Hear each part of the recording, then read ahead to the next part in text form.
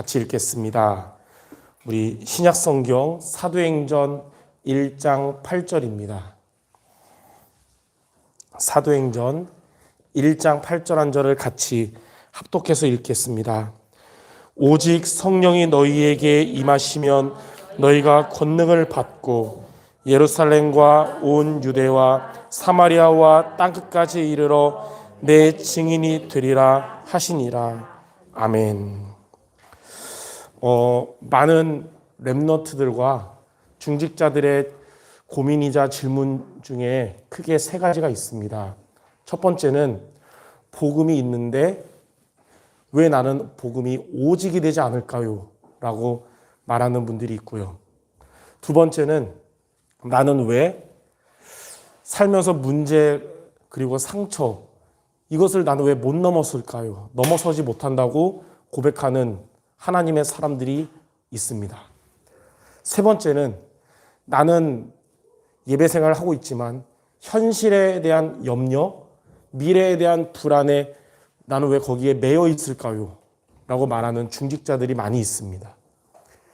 이런 세 가지 질문들에 대한 답은 한 가지인데 그게 바로 뭐냐면 성령 충만입니다. 하나님은 이미 우리에게 완벽한 답을 주셨어요.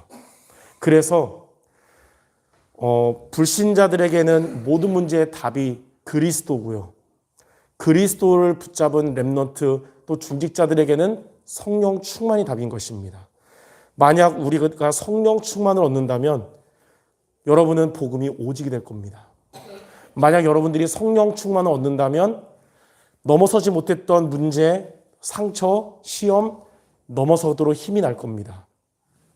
만약 여러분들이 성령 충만을 얻으면 현실에 대한 염려, 근심, 걱정, 미래에 대한 불안으로부터 벗어나게 될 것입니다.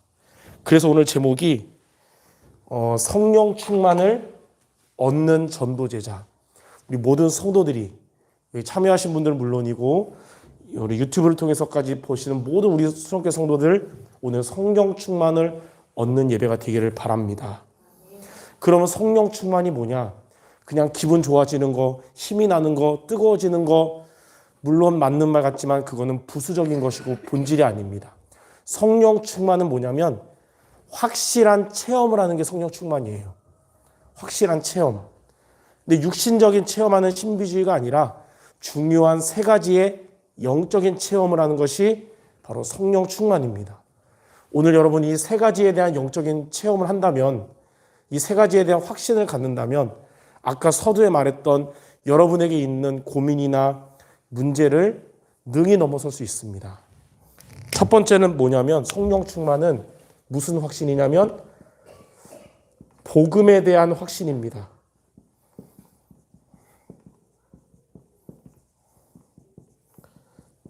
성령 충만이 무엇이냐? 복음에 대해서 여러분이 확신을 갖는 거예요.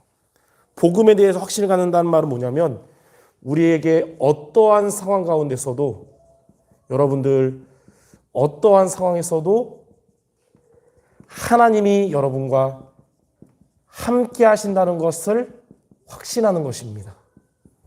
이게 바로 복음에 대한 확신이에요. 여러분들에게는 좋은 일이 올 수도 있지만 어려운 일이 올 수도 있죠. 그 순간에도 하나님은 여러분과 함께 하신다는 것이 확신된다면 그것은 더 이상 문제가 되지 않을 것입니다. 이 사실을 알고 성령 충만했던 다윗은 악신 들린 사울 왕으로 인하여 어려움을 많이 겪었지만 그는 시편 23편 4절을 고백했어요. 내가 사망의 음침한 골짜기를 다닐지라도 해를 두려워하지 않을 것은 주께서 나와 함께 하심이라. 베드로는 마태복음 16장 16절에 주는 그리스도시요 살아계신 하나님의 아들이시라고 고백을 했지만 이 성령 충만을 얻지 못했어요. 다시 말해서 그리스도를 고백했지만 확신을 갖지 못했어요. 그래서 그 고백한 예수님이 십자가에 못 박히실 때 3번이나 예수님을 부인한 것이거든요. 그랬던 베드로가 부활의 주님을 만나고 오순절 성령의 충만을 얻고 나서는 사도행전 4장에 예수의 이름을 말하지 말라고 말하는 제사장들과 관리들 앞에서 이 확신을 갖고 사도행전 4장 12절을 고백한 것입니다. 다른 이로서는 구원을 얻을 수 없나니 천하 인간의 구원을 얻을 다른 이름을 주인 일이 없다. 예수 외에는 구원의 길이 없다고 담대히 고백한 거예요. 옛날 같으면 살려달라고 했을 텐데 그렇게 안 하고 이렇게 한 것입니다. 이처럼 저와 여러분들 어떠한 상황에 놓일지라도 하나님은 여러분과 함께 한다는 사실을 확신하는 여러분 되기 바랍니다. 그게 바로 첫 번째 성령 충만이에요. 자, 두 번째. 성령 충만은 무엇이냐? 성령 충만은 강단에 대한 확신입니다.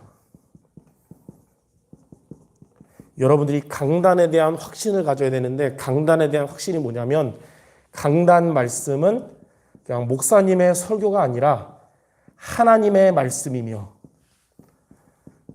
또 나에게 성취되는 말씀이라는 것을 확신하는 것입니다. 우리가 그냥 목사님의 설교로 들으면 우리가 그것을 판단하게 되고 골라먹게 됩니다. 좋은 것만 붙잡게 돼요. 그리고 이제 좀 마음에 안 담기면 시험 들고 그렇게 됩니다.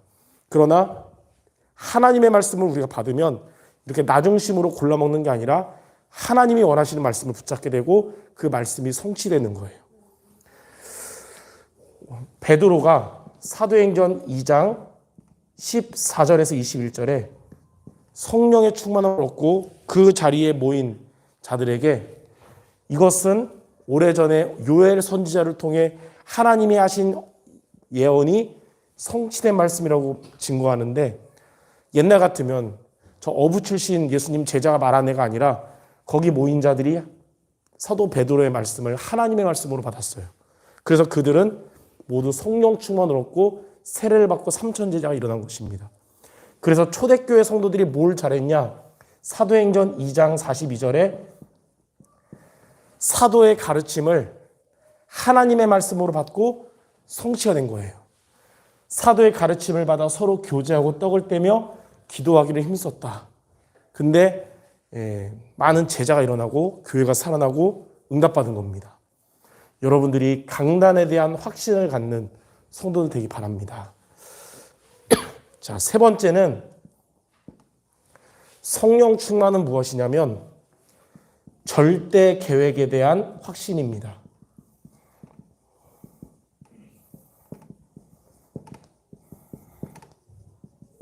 절대 계획이라는 말이 무슨 말일까요? 절대라는 단어는 주체가 하나님이죠. 여러분을 향한 하나님의 절대 계획이 있어요. 그거에 대한 확신인데 그게 뭐냐면 지금 여러분이 있는 그 현장은 우리가 선택한 것 같지만 하나님이 파송하신 것입니다. 하나님이 여러분을 그 현장에 그리스도의 대사로 파송하셨음을 확신하는 것이 바로 절대 계획입니다. 여기에 대한 증인이 바로 브리스길라와 아굴라예요. 그들은 로마에서 천막을 만드는 일을 했습니다. 근데 당시에 로마에서 유대인들이 폭동을 많이 일으키다 보니까 로마 황제 글라우디오가 로마에 있는 모든 유대인은 나가라고 내쫓았어요. 근데 브리스길라는 로마인이기 때문에 안 나가도 되지만 그의 남편인 아굴라는 유대인이에요. 국제 결혼했거든요.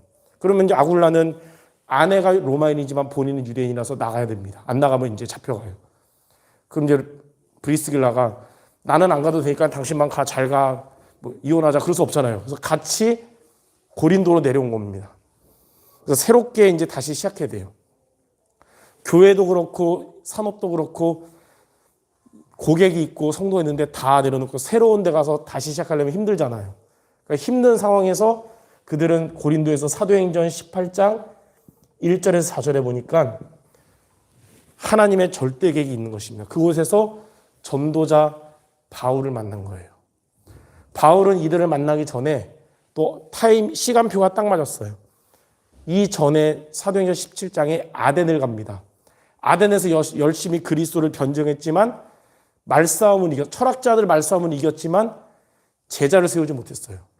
그래서 그때 깨달은 겁니다. 오직 그리스도만 말하겠다. 고린도 가면서. 그래서 고린도전서 2장 2절에 보면 그리스도와 십자가에 못 박힌 거 외에는 말하지 않겠다 그랬잖아요. 그러면서 말싸움 이기는 게 아니라 제자를 세워야겠다. 제자를 찾겠다 그랬는데 또 이렇게 만난 겁니다. 브리스길라 아굴라를. 그러니까 각각 절묘한 타이밍이었죠. 하나님의 절대 계획이었어요. 브리스길라와 아굴라 부부는 전도자 바울을 만나면서 복음을 듣고 로마에서 쫓겨난 것이 아니라 하나님이 그리스도의 대사로 파송하셨다는 사실을 깨달은 것입니다.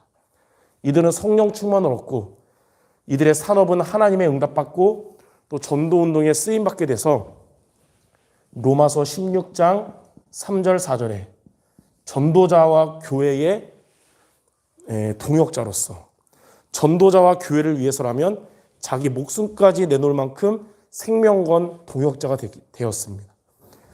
이처럼 저와 여러분에게 있는 현실적인 문제, 개인적인 갈등, 영적 문제, 성령 충만이 복음 가진 렘넌트와 중직자에게 해답입니다. 복음에 대한 확신, 강단에 대한 확신, 절대 계획에 대한 확신을 갖는 모든 성도 되시기 바랍니다.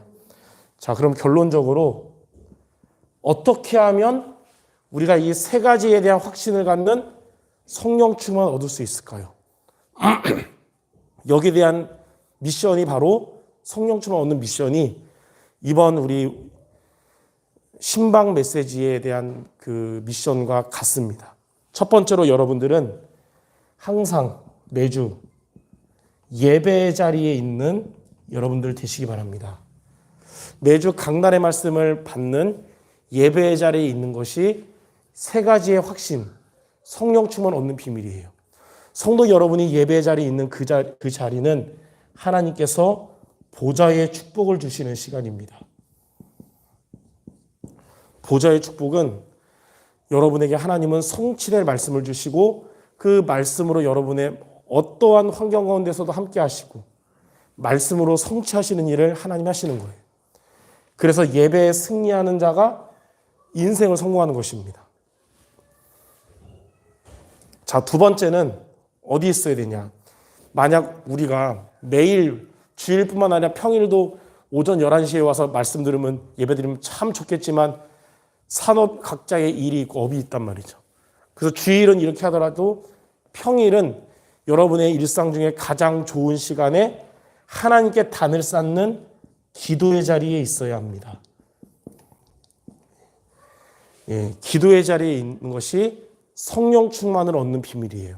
여러분이 하나님 앞에 단을 쌓는 기도의 자리에 있을 때 복음에 대한 강단에 대한 절대 계획에 대한 확신을 회복하는 시간입니다.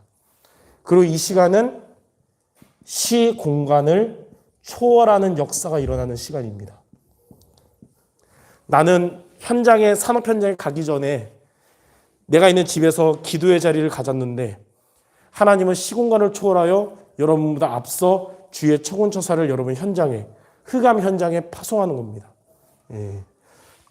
자, 이렇게 두 가지 승리할 때 모든 것을 살리고 흑암을 무너뜨리는 그리스도의 빛이 임하는 거예요. 우리 자신에게 임하고 교회에 그리스도의 빛이 임하는 것이고 여러분의 현장에 임하는 것입니다. 그러므로 예배의 자리와 기도의 자리에 항상 있으면서 세 가지의 확신, 성령 충만을 얻는 여러분 모두 되시기 바랍니다. 그러면 어떻게 되냐?